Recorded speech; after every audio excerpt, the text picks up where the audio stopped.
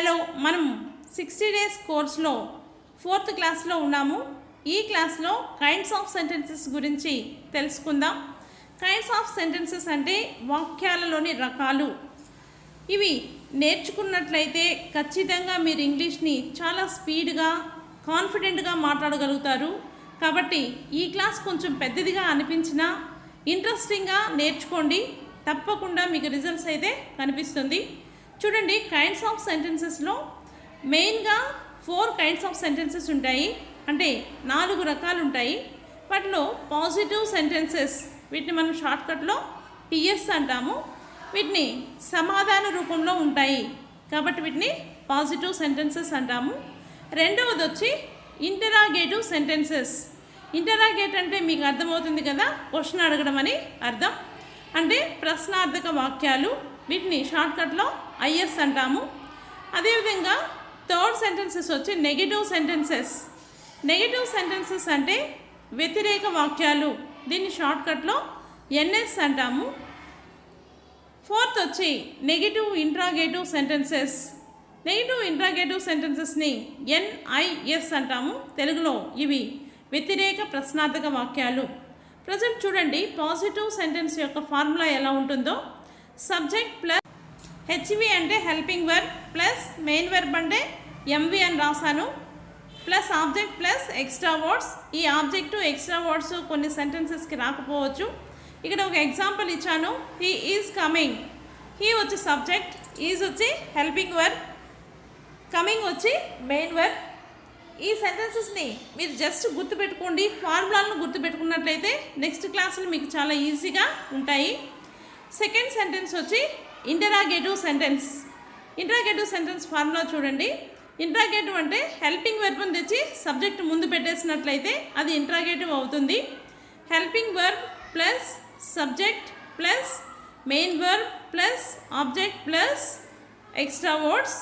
ఇందులో నేను ఒక ఎగ్జాంపుల్ ఇచ్చాను, సేమ్ రిపీట్ అవుతుంది చూడండి. Is he coming. ఇక్కడ ఈజ్ అనేది హెల్పింగ్ వర్బ్, తర్వాత సబ్జెక్ట్ వచ్చింది, తర్వాత కమింగ్ వచ్చింది. మీకు ఫార్ములా కరెక్ట్గా సరిపోతుంది, చూసుకోవచ్చు.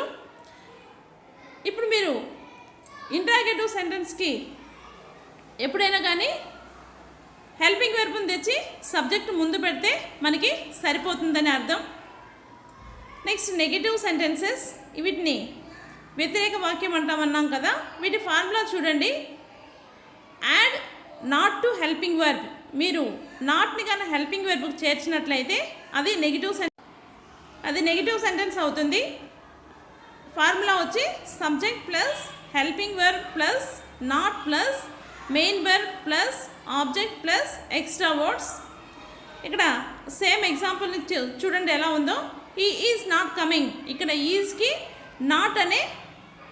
నాట్ని యాడ్ చేయడం జరిగింది. ఈజ్ అనేది హెల్పింగ్ వెర్బ్ కాబట్టి, అంటే ప్రతిసారి ఈజ్ ఉండదు. మీకు టెన్సెస్ని బట్టి హెల్పింగ్ వర్బ్స్ చేంజ్ అవుతూ ఉంటాయి. మీరు ఫ్యూచర్లో ఇవన్నీ తెలుసుకుంటారు. దీని గురించి అంత స్ట్రగుల్ కావాల్సిన అవసరం లేదు. జస్ట్ ఈ ఫార్ములాస్ మాత్రం మర్చిపోకుండా గుర్తుపెట్టుకోండి, ఇవి చాలా important. Next negative interrogative sentence. Negative interrogative sentence అంటే సేమ్ ఇంటరాగేటివ్ సెంటెన్స్ లాగే ఉంటుంది, కాకపోతే దీన్ని 2 రకాలుగా మనం తయారు చేసుకోవచ్చు. ఫస్ట్ వచ్చి negative helping verb plus subject plus main verb plus object plus extra words.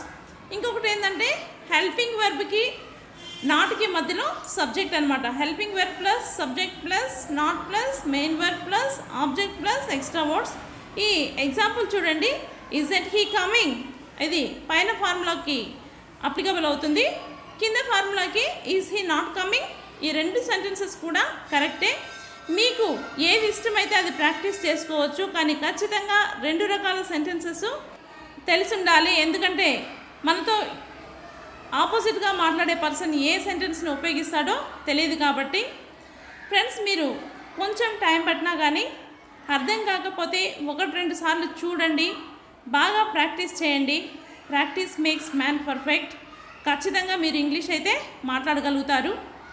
మీకు ఈ వీడియో నచ్చినట్లయితే లైక్ చేయండి, షేర్ చేయండి, సబ్స్క్రైబ్ చేయండి. Bye for now.